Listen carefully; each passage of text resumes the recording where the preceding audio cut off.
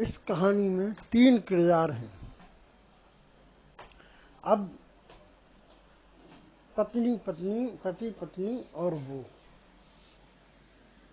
अब पति पत्नी तो हमेशा सेम रहेंगे, लेकिन वो बदल जाएगा, क्योंकि जिंदगी बहुत लंबी है और वो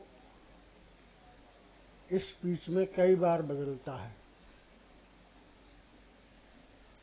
तो हम कहानी पर आते हैं। कहानी शुरू होती है 1991 में। मैं फर्स्ट पर्सन में सुनाऊंगा ताकि कहानी आराम से समझ आ सके। तो मेरी नौकरी छूट जाती है। मेरी सुंदर सी पत्नी है, गोरी चिट्टी, 5 फुट लंबी और बिल्कुल परफेक्ट कह सकते हैं, हीरोइन जैसी। और मैं जो है, आप सुंदर नहीं हूँ, कहने का मतलब ये है कि अब नौकरी छूट जाती है तो और भी हालत ख़राब हो जाते हैं। ऐसे में मैं इधर उधर कुछ जुगाड़ करता हूँ काम धंधे का। इस बीच एक आदमी से दोस्ती होती है और वो सुंदर है, गोल मटोल है और वेल सेटल्ड है, वेल अच्छी फैमिली से है। वो हमारे घर आता है। अब वो एक बार तो साथ आया था कि चलो मैं देख लेता हूँ, तुम्हारे घर कभी ज़रूरत पड़ेगी तो। उसके बाद वो जब तब आता रहता है, आगे कम और पीछे ज़्यादा आता था। पत्नी ने बताया कि वो आता है, तो कहने का मतलब मेरी पत्नी की और उसकी अंडरस्टैंडिंग बन गई थी। कुछ आंखों आंखों में पहले दिन ही बात हो गई थी। दोनों ही सुंदर हैं। उनके बीच उम्र का गैप भी ज़्यादा नहीं है। मेरी पत्नी से मेरा 10 साल का अंतर है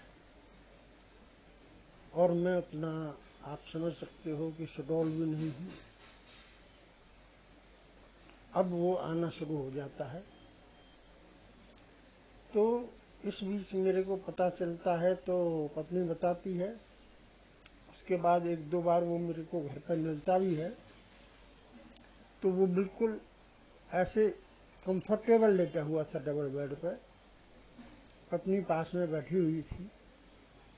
यदि कोई बाहर से आदमी आएगा तो उसे ये लगेगा कि ये दोनों पति पत्नी ही हैं। मैं कहने का मतलब बड़ी अंडरस्टैंडिंग थी। अब क्योंकि मेरे पास तो पैसे थे नहीं, मैं तो पत्नी को घुमा फिरा भी नहीं सकता था। अब इस बीच गर्मियों की छुट्टी होती हैं, बच्चे को मैं ससुराल भेज देता हूँ ताकि कुछ खर्चा कम हो और टेंशन ख़त्म हो।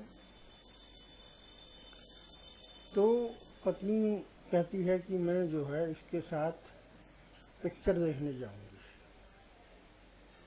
अब पत्नी ने उसके साथ हफ्ते में एक बार पिक्चर का प्रोग्राम बना लिया। उस ज़माने में 3 घंटे की पिक्चर होती थी और 3 घंटे 4 घंटे आना जाना खाना पीना में लगता था।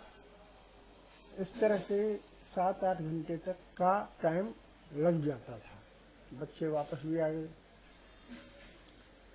तो मैंने पत्नी से कहा, मेरी हालत ज़्यादा ख़राब हो गई, तो मैंने पत्नी से कहा कि तू इसके साथ चली जा, इसी के साथ रह ले, क्योंकि मुझे शिकायतें मिलने लग गई थी कि भाई ये बहुत बार आता है।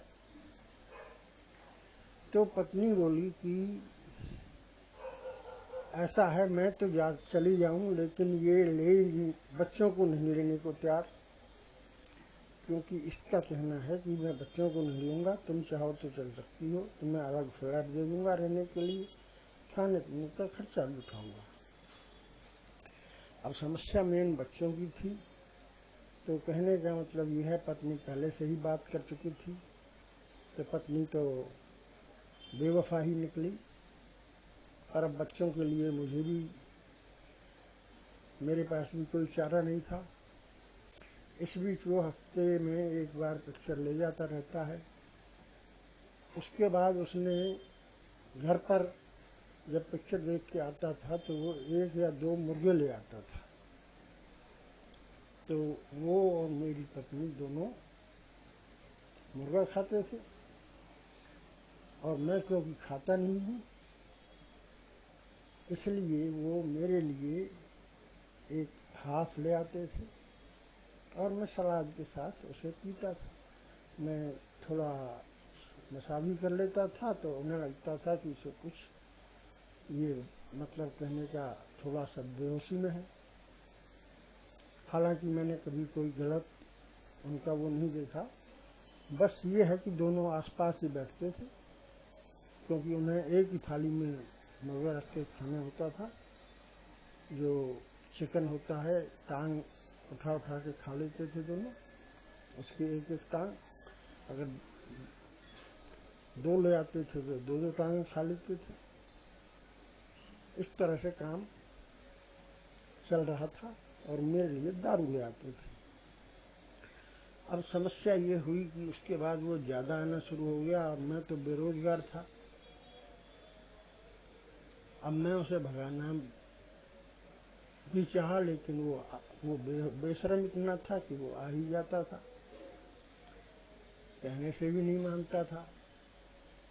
और क्योंकि पत्नी मेरे कहने में नहीं थी, इसलिए मेरे पास कोई चारा भी नहीं था, और बच्चे थे, इसलिए पत्नी को भी कुछ नहीं कह सकता था। कहने का मतलब ये काफ़ी दिन तक चलता रहा, 6-7 साल तक। उसके बाद मैं अगले एपिसोड में बताऊंगा कि किस तरह से वो भागा। और इस बीच आप चैनल सब्सक्राइब कर लीजिए, मैं आपको जानकारी देता रहूँगा।